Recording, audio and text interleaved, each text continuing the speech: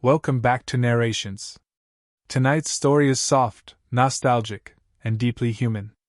It's about generations, immigration, Thanksgiving tables filled with laughter, families growing and drifting apart, and the quiet heartbreak of time moving faster than anyone expects. This is Avalon, 1990, a Thanksgiving classic about the Krichinsky family, whose journey begins with hope and ends with a bittersweet truth. Families don't break all at once. They fade slowly, piece by piece. The film opens in Baltimore, in the early 1900s. Fireworks burst in the sky on the 4th of July, lighting up the night. And through those glowing sparks arrives Sam Krichinsky, a young Jewish immigrant from Eastern Europe, stepping off the train with nothing but a suitcase and a heart full of hope. He looks around in awe. America. A place he dreamed of. A place he believes will give him the chance to build a family, a future, a life larger than anything he left behind. Sam joins his relatives, a loud, loving, warm group of brothers and cousins, all eager to carve out their piece of the American dream. They talk fast. They laugh big. They argue even bigger. But their hearts beat with the same rhythm, family first. As the years pass, Sam marries the sweet, gentle Eva, and together they have a son, Jules. And with Jules' birth comes tradition, the kind that holds a family together. Holidays. Dinners. Celebrations. And above all, Thanksgiving. Thanksgiving becomes their anchor, the day everyone gathers around the long table covered with homemade dishes, laughter, clinking glasses, and the joy of simply being together. Uncles, aunts, cousins, grandparents, the entire Krichinsky clan crowding into noisy rooms overflowing with warmth. But as Sam's family grows, America changes too. Jules grows up ambitious and determined, ready to chase new opportunities. He meets Anne, a graceful, caring kindergarten teacher, and they marry, starting a family of their own. Their son, Michael, becomes the heart of the next generation, curious, sweet, and deeply loved by Sam. Years turn like pages in a family scrapbook. The Krichinsky brothers start a wallpaper business together, working side by side, arguing side by side, building a future side by side. They complain, they shout, they hug, they forgive, every day an orchestra of family chaos. But slowly, quietly, cracks begin to show. New houses. New neighborhoods. New schedules.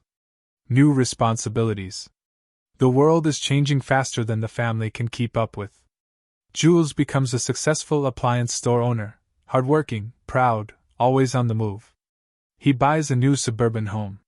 He gets a brand new television. He lives the American dream. But the distance between him and Sam grows. Not out of anger, but out of life. Meanwhile, Sam holds on to the old traditions fiercely. To him, family is sacred. Dinners must be together. Holidays must be shared. Phone calls must be returned. A house filled with people is proof that life is full. One Thanksgiving, the entire family gathers again, the usual chaos, the usual warmth. But something small happens, something Sam takes personally. The family starts eating before he arrives. He walks into the dining room, coat still on, eyes wide with disbelief, staring at everyone already halfway through their food. "You cut the turkey, without me?" he whispers. It is a tiny moment. A minor inconvenience. But to Sam, it feels like betrayal, like the beginning of being forgotten. He sits down quietly, hurt settling into his bones. The family brushes it off, joking, laughing, moving on. But Sam doesn't move on. This moment sticks. It's the first sign that time is shifting, the old traditions are slipping. As decades turn, the split grows wider. Jules and Anne get a bigger house. The family gatherings shrink. More responsibilities. More distance. More moments where Sam feels left behind. Michael grows into a bright young boy who idolizes Sam. Sam tells him stories of the old days, trains, fireworks, hope, and the dream of coming to America. Michael listens with wide eyes, soaking in every word, not knowing these memories will become the family's last connection to its past. But progress carries a cost. Jules becomes so busy with work that dinners become quick meals. Thanksgivings become smaller. Phone calls become shorter. And the large Krichinsky gatherings become a memory. One day, Sam walks through the old neighborhood, now empty, abandoned, falling apart, and feels the weight of how much has changed. He stands in the doorway of the house where they once gathered, and he whispers softly, "We had a family once." The world keeps moving. The next generation rises. And traditions slowly fade. But Sam still believes, stubbornly, lovingly, that family can be whole again. And as Thanksgiving approaches once more, he dreams of bringing everyone back to the same table, not knowing that this year, something even larger will happen, something that will redefine what family means in the modern world. Because Avalon isn't just about immigration or success. It's about how families grow, fracture, drift, and still, somehow, hold on to each other, even when time pulls them apart piece by piece. Sam Krichinsky watched the world move forward faster than he could hold on to the past. The big Thanksgiving tables of his youth were shrinking, families drifting apart like pages slipping from an old photo album. But Sam still believed, he hoped, that one day, everyone would gather again. Life, however, doesn't stop for anyone. As years pass, Jules becomes successful, managing stores, making money, expanding into the suburban American dream. He buys a bigger house, gets a better car, works longer hours. But with every new responsibility, another thread of the family tapestry loosens. And, loving but practical, tries her best to keep tradition alive. But modern life pulls at her too. School schedules, work demands, Michael's growing list of activities, everything becomes fast, efficient, busy. Slowly, the old family dinners fade. The gatherings grow smaller. Visits become occasional. Phone calls become rushed. Sam notices every change.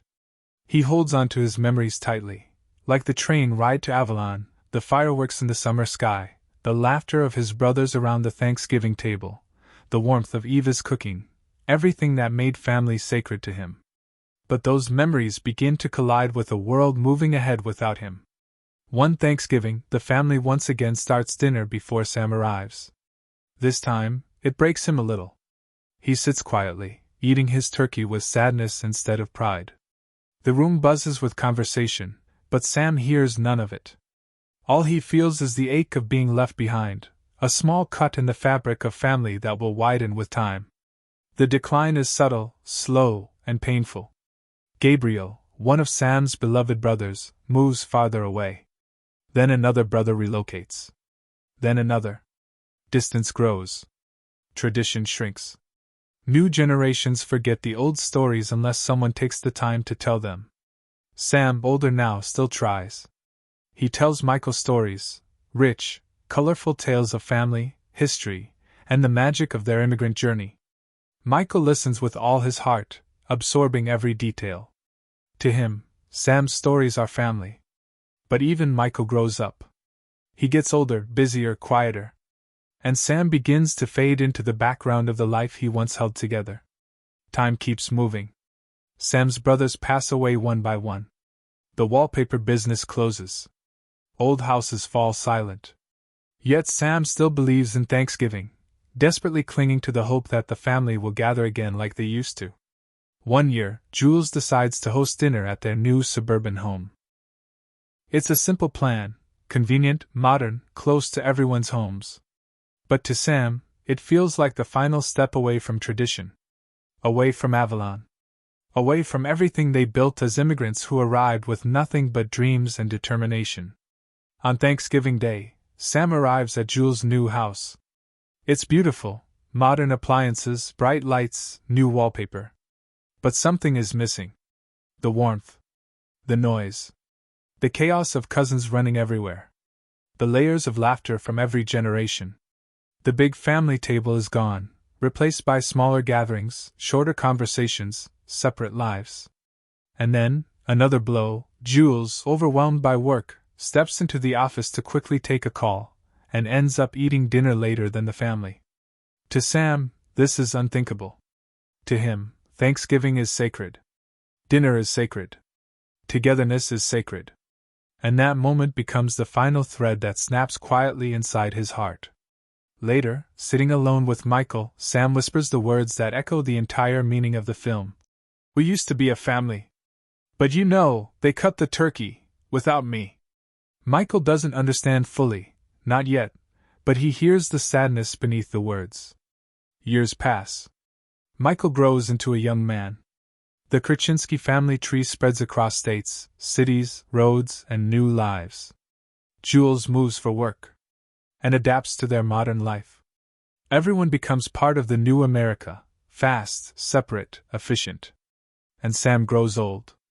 One day, Michael visits him in a nursing home, a quiet, sterile room filled with memories Sam can no longer hold clearly. Sam struggles to speak. His stories flicker like fading candle flames, once bright, now trembling. "Michael," Sam says softly, "did I ever tell you how we came to America?" Michael smiles sadly. "Yes, Grandpa. Hundreds of times." Sam's eyes fill with gentle confusion and fading pride. "It was a place of dreams," he murmurs. "Avalon, we saw the fireworks. We were a family." Michael nods, holding his hand. Sam repeats the story again, this time softer, slower, slipping between memory and dream. And eventually, the last storyteller of the Krichinsky family falls quiet.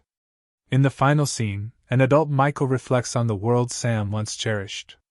The neighborhoods are quiet. The houses have changed. The traditions have faded.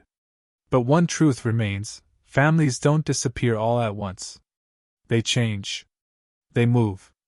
They grow apart. They become pieces of what they once were. But the love that built them, the laughter, the arguments, the dinners, the memories, lives on in the hearts of those who remember. Michael whispers the words Sam told him. "Avalon. We came to Avalon. We started with nothing. And we made a family." Because Avalon is not just a Thanksgiving movie.